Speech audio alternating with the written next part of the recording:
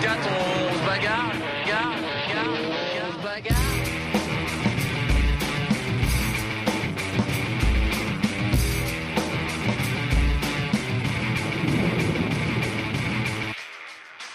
Bonjour à toutes et à tous et bienvenue dans ce nouveau journal du Vendée Globe, un journal bien évidemment entièrement consacré à Alessandro Di Benedetto qui a de nouveau pu être joint par téléphone, vous l'entendrez tout à l'heure.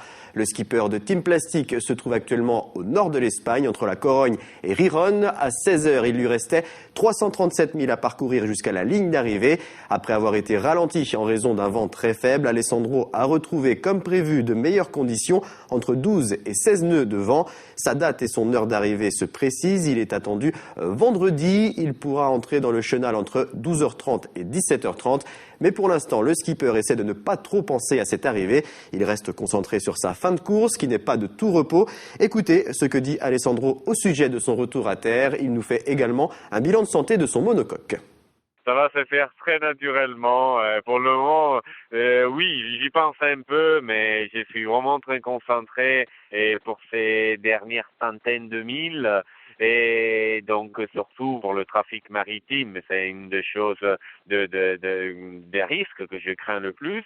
Le bateau, pour le moment, il n'a pas de problème, il n'a pas de crack. Bon, tout le gréement, il est en parfait état, au moins au point de vue visuel. Et pour le moment, il n'y a rien. Les safrans vont bien. Sur la quille, j'ai pas de doute pour le moment. Et donc là, tout va bien. J'avance bien. Et j'ai fait seulement attention, mais le bateau, il est à 100% à part les voiles, bien sûr, il est à 100% de sa forme. Alessandro évoquait le trafic maritime. Les cargos sont en effet très nombreux autour de lui. Il en a repéré plusieurs dizaines à moins de 12 000 autour de son bateau. La situation devrait s'améliorer dans les prochaines heures car Team Plastic va sortir de cette zone à fort trafic maritime. La dernière difficulté à aborder, c'est le golfe de Gascogne, une zone dans laquelle les bateaux peuvent être mangés à toutes les sauces. Alessandro Di Benedetto le sait et il se prépare à cela en toute confiance. Écoutez. Il peut y avoir entre 15 et 20 nœuds de vent au près. Et bon, après, ça peut faire aussi des surprises. C'est le Gascogne, donc il faut s'attendre à un peu plus. Je vais faire un long bord normalement qui va m'amener un peu vers l'hauteur de Belle-Île, quelque chose comme ça. Et après, ça sera le moment de virer de bord, changer d'amure et redescendre bâbord amure, plus ou moins, voire peut-être je vais devoir faire un autre bord et arriver au Sable d'Olonne. Il va falloir faire attention quand même. Ça peut vite devenir une mer cassante, croisée, et surtout l'angle, il est pas bon du tout. C'est du près serré avec peut-être plus de 20 nœuds de vent. Et c'est pas l'idéal pour nos bateaux, c'est pour les 60 pieds.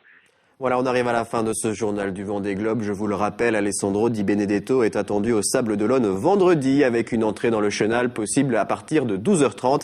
Et sachez que vous pourrez vivre en direct sur TV Vendée cette arrivée et la remontée du chenal. On se retrouve demain pour faire un dernier point avant la fin de ce 7e Vendée Globe. Très bonne soirée à tous.